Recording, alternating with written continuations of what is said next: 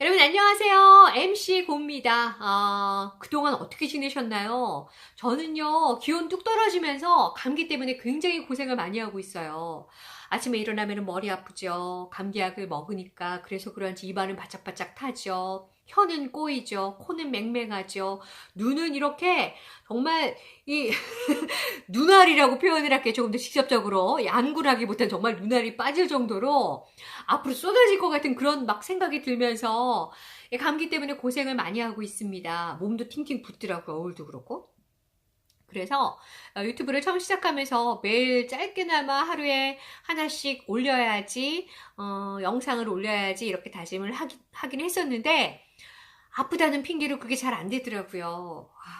그래서 오늘은요, 조금 이르게 집으로 퇴근을 했습니다. 집으로 와서 정말 이렇게 편안한 마음을 가지고 영상을 제작을 해서 올려야겠다. 이렇게 생각을 하고 지금 자리에 앉았습니다. 제가 이 분노에 대해서 여러분과 오늘 이야기를 나누겠다라고 앞서 말씀을 드렸잖아요. 여러분 언제 분노를 느끼시나요? 저 같은 경우에도 그렇지만 대다수의 사람들이 자기 자신을 인정받지 못할 때, 나 무시당할 때, 이때 가장 많은 분노를 느낀다고 합니다. 저도 그렇고 여러분도 마찬가지일 것 같아요. 왜? 이런 노래 있잖아요. 이 세상의 주인공은 나야. 뭐 이렇게 뭐 노래 가사에도 나오는데 그런 것처럼 정말 이 세상, 나 연극, 내 인생이라는 연극의 무대의 주인공은 나지. 다른 사람을 위해서 우리가 살고 있는 건 아니잖아요. 그죠? 그런데 그렇게 귀한 내 존재를 무시당했을 때, 그리고 제대로 인정받지 못했을 때, 정말 그 끓어오르는 분노를 참을 수가 없습니다. 특히요, 또 많은 분들이 착한 사람 컴플렉스? 뭐 이런 증상을 겪고 있다고 하잖아요. 저 같은 경우에도 역시 조금 그런 증상이 있는 것 같아요. 제가 특히 또 맞이라서 그런지는 모르겠지만, 뭔가 어렸을 때부터 왜 참아야 한다. 화가 나도 참아야 하고, 뭐 갖고 싶은 게 있어도 좀 참아야 되고, 다른 사람들이 어떻게 생각을 하는지 칭찬받는 아이가 되어야 한다. 뭐 이런 얘기들을 많이 듣고, 그걸 항상 마음속에 품고 있어서 그런지 모르겠지만, 지금까지도 제가 다른 사람에게 솔직히 말씀을 드리면은 좀 싫은 얘기를 잘 못하거든요. 그리고 막 이렇게 쏘아붙이지도 못하고, 그런 성향이 좀 아직까지 남아있는 것 같아요. 그런데 지금 가만히 생각을 해보면요. 그게 다른 사람에게 표출이 되지 못했을 뿐이지, 그 화가 분노, 화라든가 이렇게 분노라는 것이 제 마음속에는 계속해서 조금씩 쌓여가고 있었습니다. 그 분노라는 것이 몇십 년 동안 계속해서 쌓여있는 건 아니잖아요. 이게 어느 정도의 크기가 되면은 내 마음을 주체 못해서 이렇게 폭발을 할 때가 있는데요. 그때가 어느 때인지 가만히 한번 생각을 해보니까, 저는 다른 사람에게는 그렇게 하지 못하고요. 정말 어리석게도 가장 사랑하는 우리 가족, 그리고 나를 제일 좋아해주는, 그리고 뭐 부모님이라든가, 아니면 배우자라든가, 아니면 우리 아이들에게, 이렇게 가장 편안하고 가장 친한 사람에게 내 분노를 표출하는 그런 어리석음을 가지고 있습니다. 여러분 중에서 내 얘기야 나도 그래 하시는 분들 많으실 텐데요. 오늘 그러면 분노를 정복하는 법, 어떻게 하면 정복할 수 있는지 도움이 되지 않을까 싶어요. 저도 굉장히 많은 도움을 받았거든요. 바로 이 파인애플 스토리라는 책인데요. 이 책은 굉장히 얇아요, 여러분. 그렇죠. 굉장히 얇죠? 얇고, 네, 내용을 봐도요, 정말 어렵지 않습니다.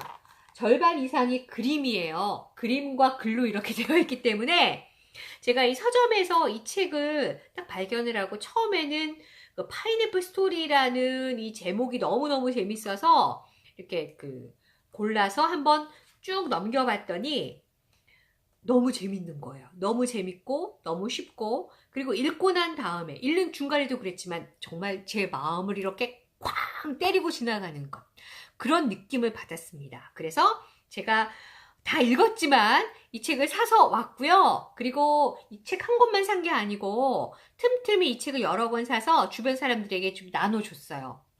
가격도 그렇게 비싸지 않은 데다가 제가 이렇게 권해주면서 항상 얘기를 하죠. 이 책 꼭 읽어봐. 인생의 필독서야. 읽을 때마다 마음이 달라. 그러니까 항상 이 책 꼭 읽어봐야 해. 이렇게 권하면서 저도 굉장히 많은 도움을 받았고 저뿐만 아니라 다른 사람들도 좀 변화되기를 바라는 그런 마음으로 오늘 파인애플 스토리를 여러분께 소개를 해드리고자 합니다.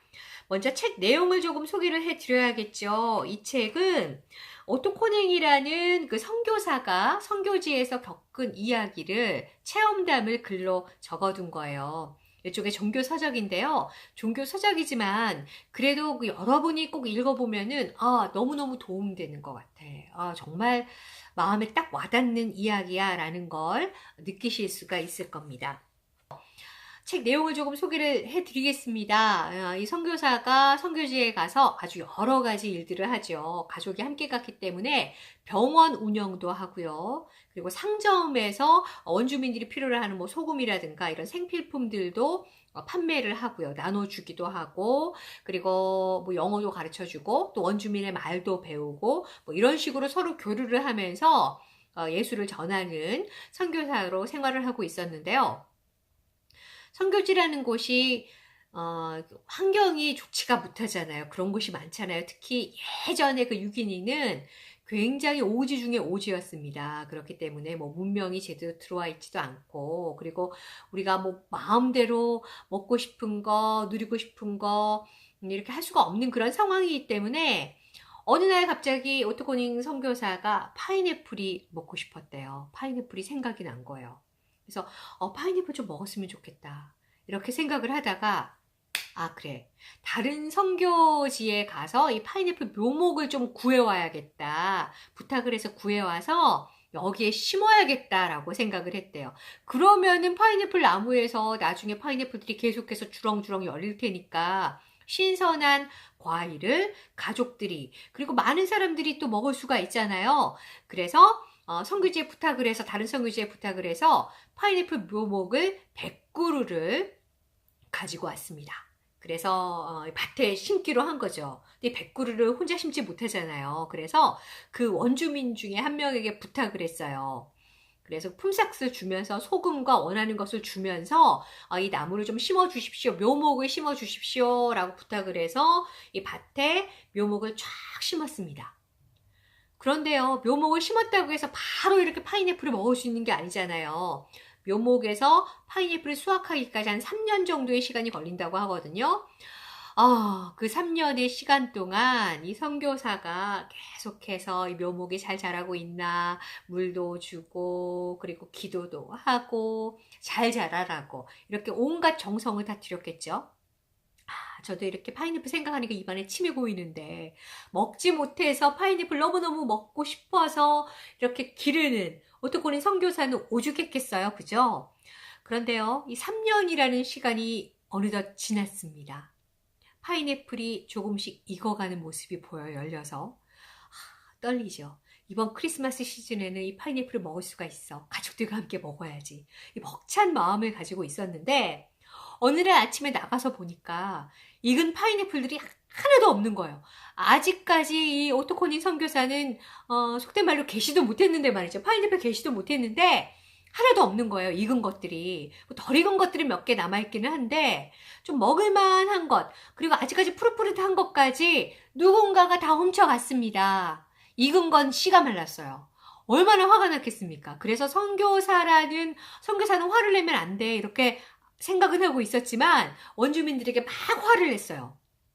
누가 도대체 내 파인애플을 가져갔습니까? 누구예요? 당신입니까? 누구예요? 누가 가져갔어요? 막 이렇게 막 화를 내니까 원주민들이 다 발뺌을 하는 거예요. 나는 아니에요. 나는 아니에요. 저보다 누군지 모르겠어요. 나는 아니에요. 이렇게 막 발뺌을 하니까 이 선교사가 화가 났습니다. 과연 누가 파인애플을 훔쳐갔을까요? 그리고 오토코닌 선교사는 어떻게 분노를 정복할 수 있었을까요? 다음 시간에 이어집니다.